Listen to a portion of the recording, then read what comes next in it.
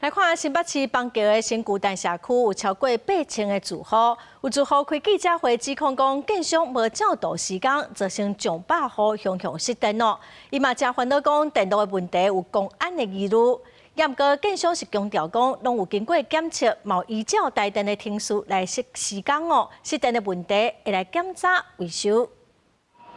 新北邦桥的新巨蛋社区拍开大楼供电设备回流牌，铁挂顶悬也有进前发生烧拍电混污的痕迹。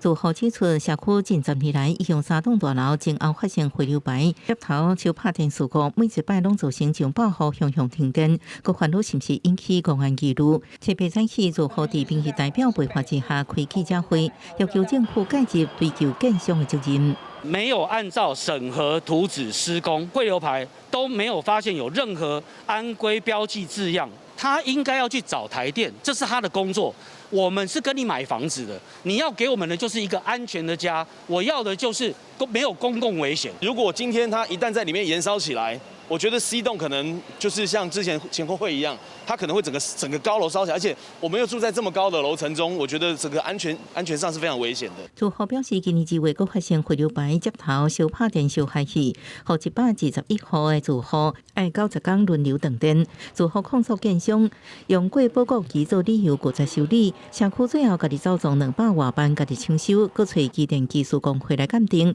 住户指出，照鉴定结果发现建商无按照审核图纸时间回流牌，若爱全面来换，照审核图纸时间回流牌，工程费爱代票1亿5000万。